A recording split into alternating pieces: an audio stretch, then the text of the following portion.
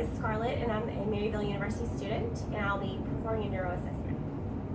This is Travis. He's going to be my volunteer for this assessment. So we're going to first perform the cranial nerves 1 through 12. So cranial nerve 1 would be the olfactory nerve, cranial nerve. So we're going to first do a smell assessment. Have you close your eyes, Travis? I'm going to have you tell me what you're smelling. Okay, he said root beer. Next, we're going to have you smell one more smell. Tell me what you're smelling. Perfect. Now moving on to cranial nerve 2, which is the optic nerve. So the optic nerve we're going to perform using a Snellen chart. So Travis, I'm going to have you turn towards this direction as well. I'm going to have you read off the letters you can read at the very bottom line, the smallest that you can read. D, E, F, P, O, T, C. Perfect. Great. So distant vision, Travis passed with 20/20 vision. So the next we're going to perform, turn around here towards the camera, is the Romberg. I'm going to have you read this chart. The smallest one that you can actually read off of that, so I'm going to test this near vision. 428-739. Perfect. Great. That is again 20/20 vision with near vision as well for Travis. So we're moving on to the utilizing the ophthalmic scope. Okay, so I'm going to look at the optic nerve as well as the red reflex in both eyes. Look straight at me, look at my ear.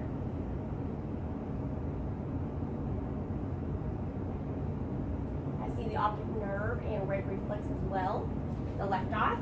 Moving on to the right eye.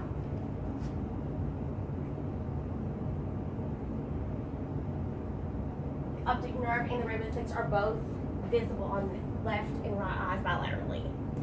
So we're going to move on to cranial nerve 3, which is the oculomotor nerve. So we're utilizing 6 cardinal movements of gaze. Travis, I'm going to have you look over here at me. All right, I'm going to have you follow my finger, okay?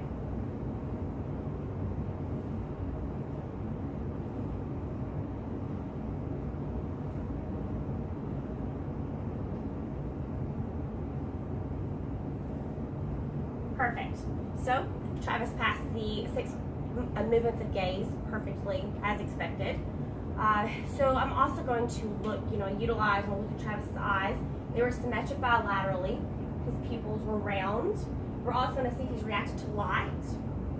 He was reacted to accommodation after those 6 cardinal movements of gaze. So have you look at me, Travis.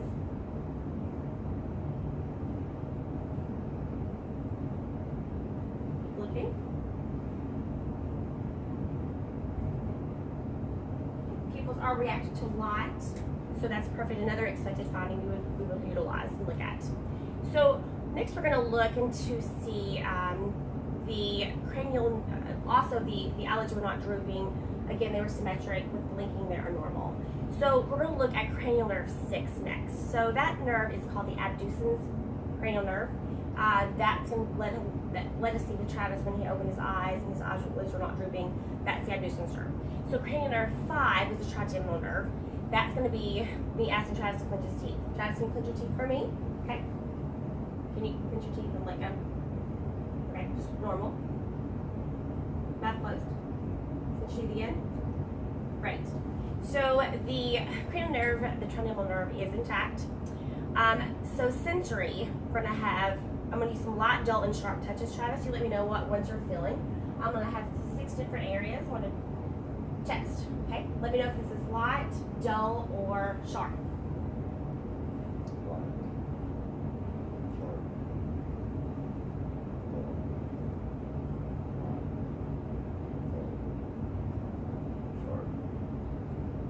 Sharp. Perfect. So Travis passed that. Trigeminal nerves, the sensory nerve were intact. Cranial nerve 7 is the facial nerve. I'm going to have Travis wrinkle his forehead. I'm going to have you smile. Puff out your cheeks. I'm going to have you purse your lips and blow out. Perfect. I'm going to have you show your teeth again.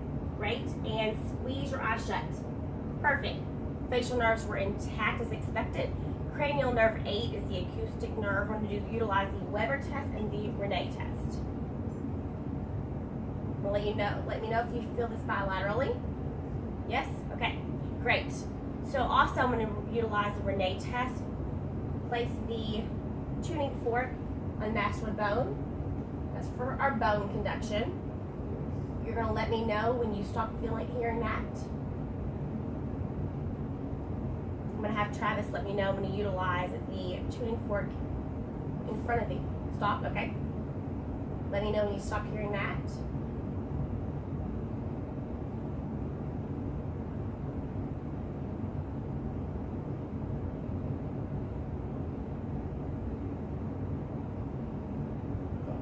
Okay? Air conduction was greater than bone conduction. I'm going to do this on the right ear. Let me know when you hear the stop.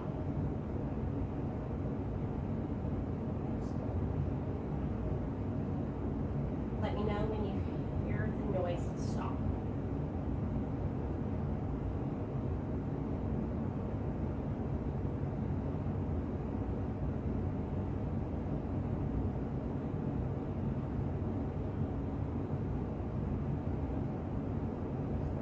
Perfect.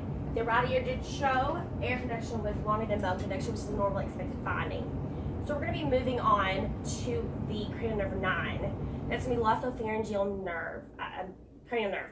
So what we're going to do is I'm going to have Travis, and we're going to utilize a couple of these nerves together, the glossopharyngeal as well as cranial nerve 10, which is the vagus nerve. That's the gag reflex. So first I'm going to have you open your mouth, Travis. Okay. Uvula is intact, and it is midline, which is normal expected finding. So I'm going to test Travis's gag reflex. Open your mouth again, Travis. Okay, his gag reflex is intact. Also, like I said, uvula is midline, symmetric. I'm going to have you swallow for me, Travis. Okay, great. So the palate does rise when he's swallowing, so that means the pharyngeal muscles are intact. Again, is a normal expected finding. So we're going to move on to cranial nerve 11, which is spinal accessory nerve. So this is going to be, I'm going to have you shrug your shoulders for me, Travis. Great. Okay, I'm going to have you push against resistance. Okay, perfect. I'm going to have you move your head to the right side for me and move to the left side. Great. I'm going to have you, with resistance, move to the left side. I'm going to utilize looking at this sternocleidomastoid muscle on this side. Okay, can you turn your head to the right? And I can see the sternocleidomastoid muscle on that side as well. Perfect. Again, that's a normal expected finding for cranial nerve 11. So I'm going to have Travis look at his hypoglossal cranial nerve 12. Last cranial nerve we're going to be assessing. So I'm going to have you stick out your tongue for me, Travis. Great. Move your tongue from side to side. All right. Move your tongue up in your palate and down. Okay. Move your tongue up towards your nose and down towards your chin. Perfect. So that lets us know the hypoglossal nerve is intact. So we're moving on to coordination and fine motor skills. So we're going to do the Romberg test. Now, this is going to have Travis to stand up. I'm going to have you close your eyes, Travis. Perfect. You can open your eyes back up and sit down. That's just letting me know Travis was not swaying side to side, which is a normal expected finding. He was sitting there straight without any difficulty. So I'm going to also look at the fine motor skills with Travis. So I'm going to have Travis, your hand. I'm going to have you pat your hand to your knee. I'm going to have you move your knee up, and I'm going to have you pat your knee down. So this is going to test your coordination. Okay. So I'm going to do it a little bit quicker every time that you do this. Okay. Perfect. I'm going to have you the other side, left side. Great. I'm going to move back a little bit. I'm going to have you take your finger, touch your nose, and touch my finger. Touch your nose, touch my finger. Touch your nose, touch my finger. Okay? Do the left hand. Nose, my finger. Nose, my finger. Nose, my finger. Perfect. Great. So let me know that Travis has some good fine motor skills as well as coordination. Also, we're going to, and I didn't notice any ticks, no tremors, everything was normal in that expected finding. So I'm going to have you walk from here to here, Travis, to make sure his gait is normal. Great. Walk back. Normal gait, as expected, which is what we wanted to find in our assessment. So we're moving on to look at his superficial touch primary sensory function. So we're going to utilize a cotton wisp. And we're going to let you know when you feel me touch you. Close your eyes for me. Perfect. Yep. Yep. Yep. Yep. Perfect. Okay. So that was intact as well, which is again what we expected to find. So I'm going to utilize sharp or dull sensation. Now you're going to let me know. This is assessing the pain. If Travis can feel pain, let me know if you feel this when I touch you. Close your eyes. Yep. Yep. Is it a sharp or dull? Dull. Perfect. What was this? Sharp. Great. Dull. Dull. Sharp. Dull. Dull. Perfect. Great. So again, his pain perception was intact. So we're going to move on to vibratory response utilizing my tuning fork. So I'm going to do specific areas. I'm going to utilize, let me know when you can feel a vibrating sensation. Yeah.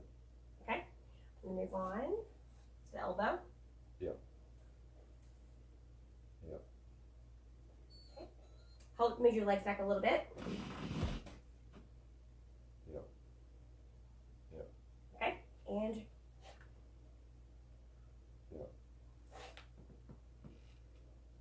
perfect. So again, his vibratory responses were intact. I'm going to move on to the perception of position. So I'm going to have you hold your hand out and close your eyes. And let me know if I move your finger up or down. Up. Down. Up. Up. Perfect. Perception of position was intact. So I'm going to move on to identify by touch. I'm going to have keep your eyes closed, Travis. I'm going to give you a couple objects, and you identify what you think these objects are. Thank you. Coin. Coin. Perfect. Key. Okay. Key. Great. Coin. Perfect. So his identify by touch is intact as well. I'm going to move on to a 2-point discrimination. So Travis, you're going to let me know when you feel 2 points on your hands. Hold your hands out and let me know when you feel 1 point. 1, 2, 2, 1. Perfect. So 2-point discrimination was intact. We're going to move on to identifying letters and numbers. Then I have you keep your eyes closed as well. Hold your hands back out. And I'm going to draw a letter or a number. So you let me know if what the letter is or number is, okay? 8. An 8, perfect.